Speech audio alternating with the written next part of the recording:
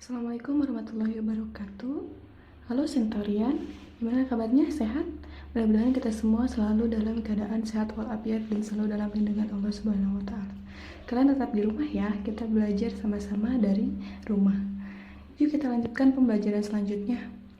Nah, kemarin kita sudah masuk dalam bab baru, yaitu bab tentang drama.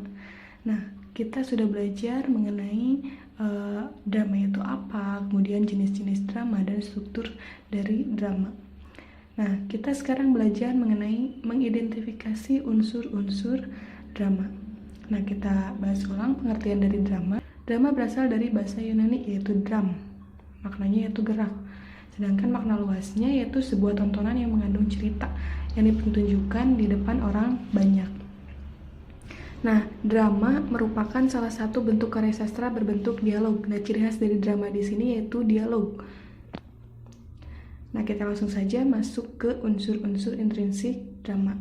Di sini yang pertama ada tokoh dan penokohan, kemudian ada tema, setting atau latar, dialog, konflik, alur cerita, dan yang terakhir yaitu pesan atau amanat. Kita langsung saja ke tokoh dan penokohan. Nah, tokoh ini merupakan pelaku dalam sebuah cerita. Biasanya berkaitan dengan nama, usia, jenis kelamin, tipe fisik, jabatan, dan keadaan kejiwaan. Sedangkan penokohan merupakan sikap atau penggambaran sifat batin seseorang tokoh yang disajikan dalam cerita. Digambarkan melalui dialog, ekspresi, atau tingkah laku sang tokoh. Tokoh yaitu tadi pelakunya, sedangkan penokohan di sini watak si pelaku atau watak si tokoh. Nah, penokohan kita bisa temukan dalam dialog ataupun dalam ekspresi tingkah laku si tokohnya tersebut. Watak para tokoh digambarkan dalam 3 dimensi, yaitu keadaan fisik, psikis, dan sosiologis. Nah, keadaan fisik di sini meliputi nama, jenis kelamin, ciri tubuh, ciri khas, suku bangsa, raut wajah, atau suka tersenyum atau cemberut. Intinya, keadaan fisik di sini berhubungan dengan fisik seorang tokoh ya. Keadaan psikis.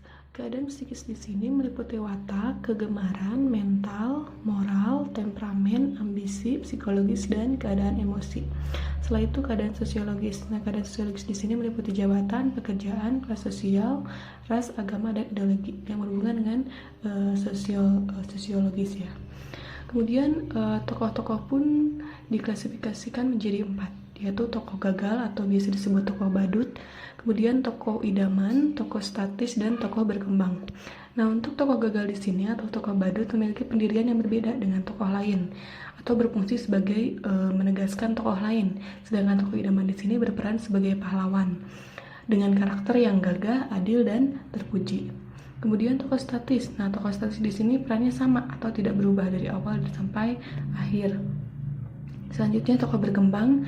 Nah, tokoh berkembang di sini dari awal sampai akhir memiliki perubahan karakter. Misalnya di awal cerita dia memiliki sifat yang baik, kemudian di pertengahannya ada peristiwa yang sehingga ada peristiwa atau perilaku seseorang yang merubah dia sehingga di akhir ceritanya memiliki sifat yang buruk.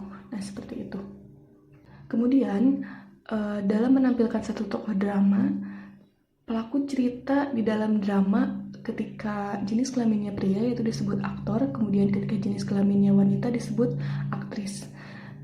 Nah, tokoh drama dikelompokkan dalam 2, yaitu berdasarkan sifat dan peranan. Kemudian berdasarkan sifat di sini dikategorikan ada 3, yaitu tokoh protagonis, antagonis, dan tritagonis. Nah, tokoh protagonis di sini merupakan tokoh utama yang mendukung cerita atau kita bisa mengenalnya dengan tokoh yang baik.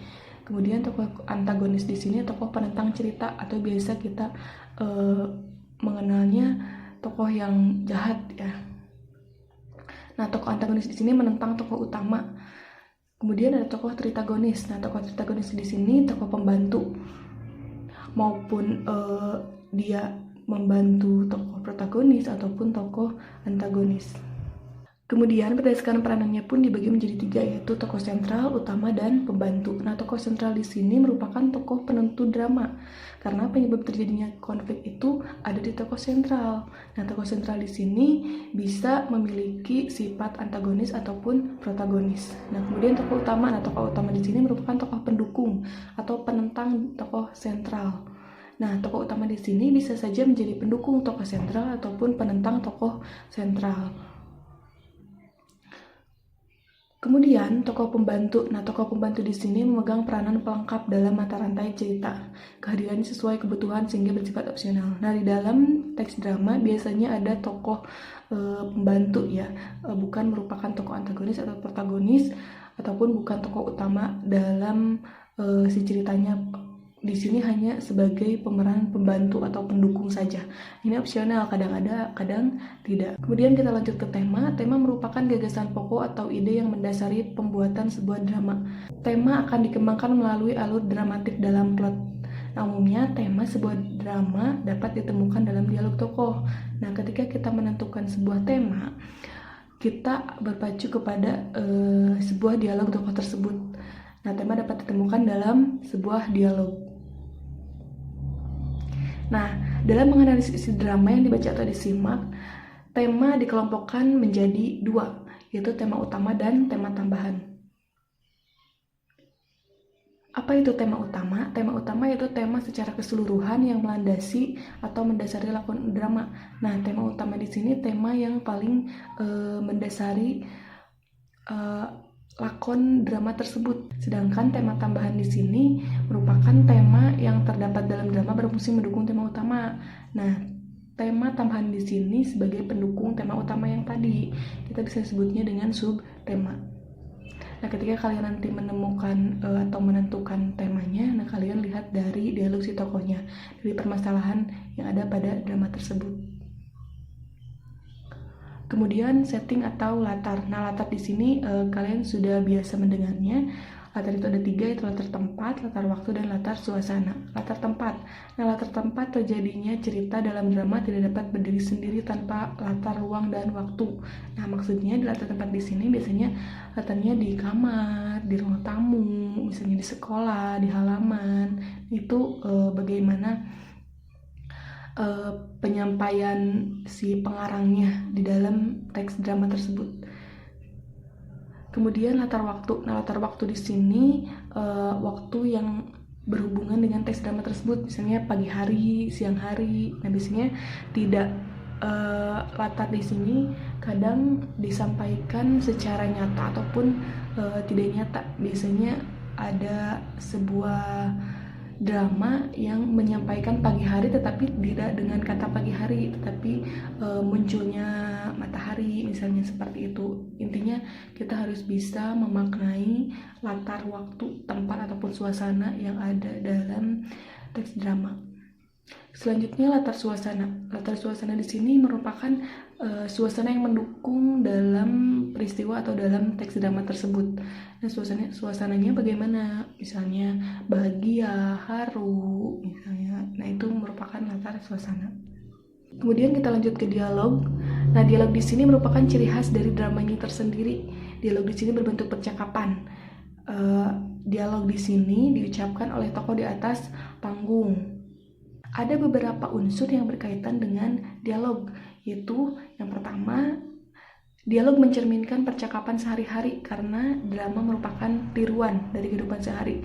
Nah, dialog dalam drama ini percakapannya sehari-hari, tidak formal ataupun berat ya.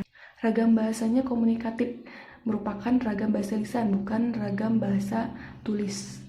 Yang ketiga yaitu diksi atau pilihan katanya digunakan berhubungan dengan konflik dan plot.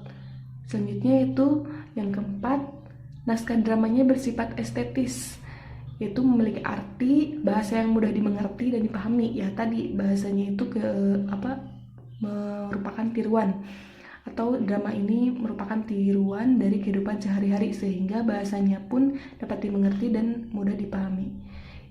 Yang kelima yaitu dialog dapat mewakili watak tokoh yang dibawakan, baik secara psikologis, sosiologis, maupun fisiologis.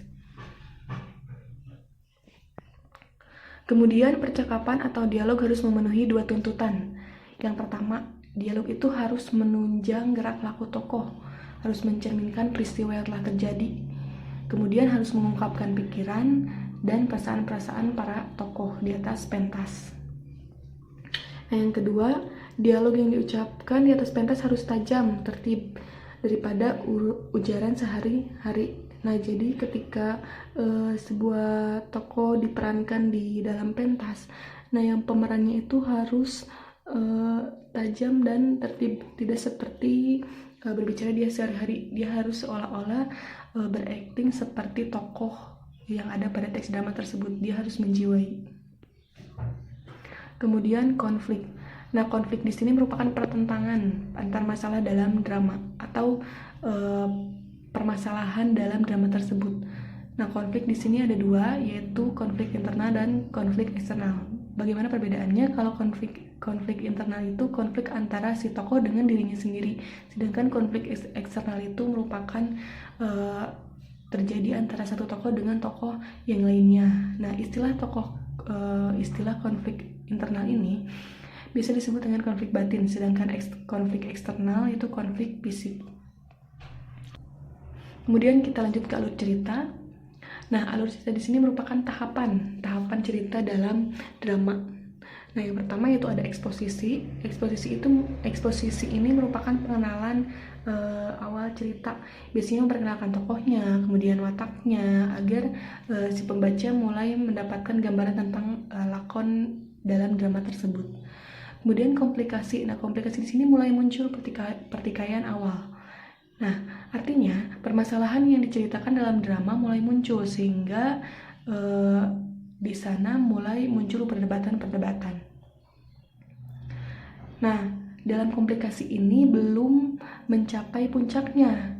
Tahap selanjutnya itu klimaks. Nah, di sini merupakan puncak permasalahan atau titik puncak cerita. Dimulainya konflik-konflik yang muncul, kemudian semakin rumit dan mencapai puncak kegawatan. Kemudian setelah klimaks ada pelarayan. Nah, pelarayan di sini merupakan konflik yang memuncak. Saat tadi konflik memuncak di dalam tahap klimaks, nah di sini pelarayan ini merupakan memudar atau menurun konfliknya, mulai menemukan solusi dari konflik yang sudah ada pada klimaks tadi. Nah, permasalahannya mereda, kemudian setelah pelarayan ini ada penyelesaian konflik. Nah, penyelesaian konflik di sini biasanya ditemukan dalam drama-drama tradisional. Drama-drama modern ini biasanya berhenti pada klimaks ataupun pelarayan atau resolusi. Nah, yang terakhir yaitu pesan atau amanat. Nah, amanat di sini merupakan pesan yang bisa disampaikan oleh pengarang kepada si pembaca. Nah, jadi kita bisa mengambil amanat atau pesan dari sebuah peristiwa dalam teks drama tersebut.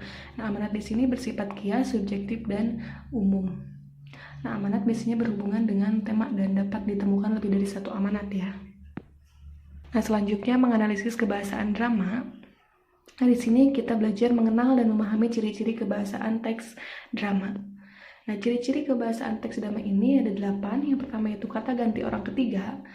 Nah, biasanya ditemukan dalam prolog dan epilog. Misalnya ia, dia, beliaunya, dan mereka. Yang kedua yaitu kata sapaan, kata ganti orang pertama serta kedua pada dialog. Nah, kata ganti orang pertama yaitu saya, aku, daku, ku, kami, dan kita. Sedangkan kata ganti orang kedua yaitu engkau, kamu, anda, dikau, kau, mu, kalian, anda, sekalian. Nah, kemudian yang ketiga yaitu kosakata sehari-hari. Seperti tadi ya, bahwa dialognya itu dalam kehidupan sehari-hari dan bahasanya pun mudah dipahami dan dimengerti oleh pembaca. Nah, dalam ciri kebahasaan teks drama ini yang ketiga yaitu kosakata sehari-hari. Biasanya ada kata oh, ya, aduh, dong, sih. Nah, selanjutnya ada kata seruan, kata perintah, dan pertanyaan. Nah, ini biasa kita temukan dalam teks drama. Selanjutnya ada konjungsi kronologis, yaitu contohnya sekarang, sesudah, setelah, sebelum, mula-mula, kemudian. Lalu kata kerja. Kata kerja di sini menggambarkan sebuah peristiwa, misalnya meminta, menobatkan, menghilang, berlari, dan mendekat. Dan ada pula kata kerja yang menyatakan sesuatu yang dipikirkan atau dirasakan oleh tokoh. Nah, kalau tadi kata kerjanya berhubungkan menggambarkan sebuah peristiwa atau suatu peristiwa, sedangkan yang ini kata kerjanya menyatakan sesuatu yang dipikirkan atau dirasakan oleh tokohnya sendiri. Nah, contohnya mendambakan. Nah, di sini kan hubungannya dengan tokoh, bahwa si tokoh tersebut mendambakan. Kemudian mengalami. Nah, di sini mengalami berarti si tokoh tersebut mengalami sesuatu.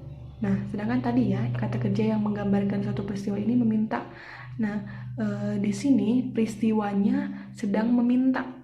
Sedangkan yang tadi kata kerja ini mendambakan berarti si tokohnya tersebut sedang mendambakan, sedang merasakan damba gitu, mendambakan. Kemudian yang terakhir yaitu kata sifat. Kata sifat di sini contohnya bagus, tampan, cantik, kecil, ramah, dan gagah. Nah, cukup sekian pembelajaran hari ini. Kita belajar hanya mengenai unsur-unsur dan kaidah kebahasaan dari drama. Mudah-mudahan pembelajaran hari ini bermanfaat untuk kita semua. Kalian tetap di rumah, tetap semangat belajar, tetap jaga kesehatan, semangat selalu. Insya Allah semoga ilmu hari ini bermanfaat untuk kita semua.